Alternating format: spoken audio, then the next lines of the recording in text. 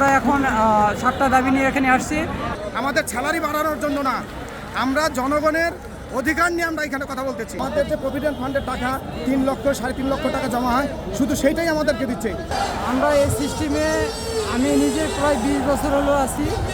এখানে আমরা অনেক অবহেলিত, আমরা বিআরবি দ্বারা অনেক নির্যাতিত এবং আমরা যে কাজে যাই আমরা এই কাজটা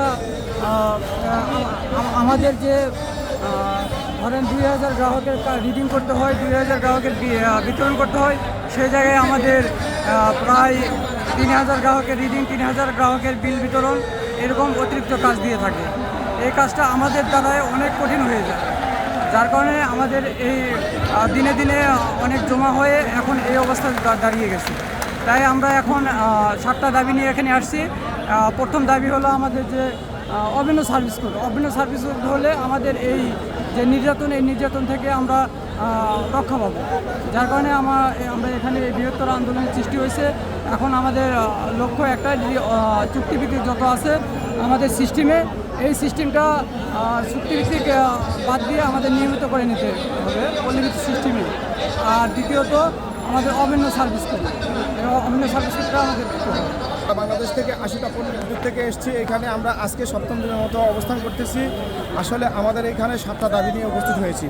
আমাদের 7টা দাবির মধ্যে সর্বপ্রথম আমাদের দাবি, আমাদের আরইবি এবং পল্লী বিদ্যুৎকে একীভূত করতে হবে। আমরা এখানে চাই না দুইজন একই কাজ করি, আমরা একই বিদ্যুৎ মন্ত্রণালয়ের আন্ডারে কাজ করি। তারা সরকারি, আমরা বেসরকারি।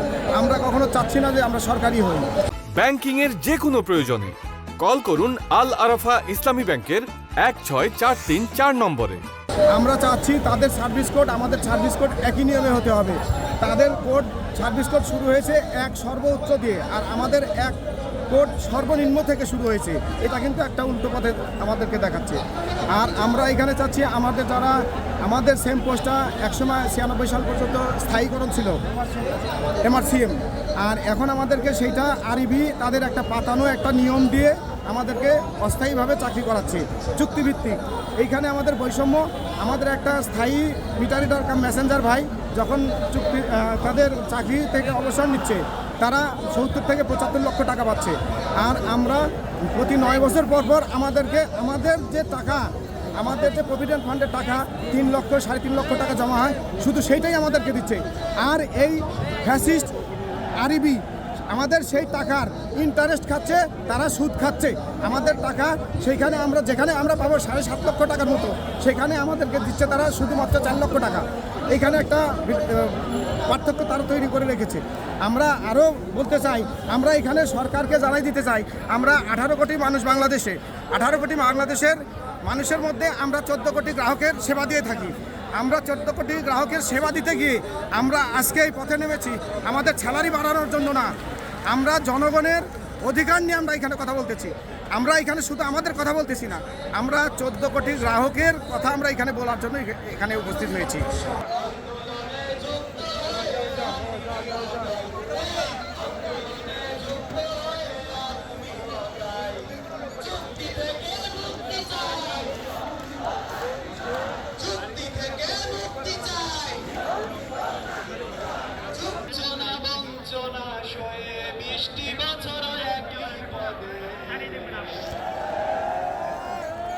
তাদের পিয়ন থেকে ডিরেক্টরে পদোন্নতি হয় নিমেষে, আমি লাঞ্ছনা যাই, চলবে চলো মরা যাই, আন্দোলনে যুক্ত হয়ে আরইবি হটাই, আন্দোলনে যুক্ত হয়ে আরইবি হটাই, আরইবি নিপাচ্চা, আরইবি নিপাচ্চা, পল্লী বিদ্যুৎ মুক্তি পাক।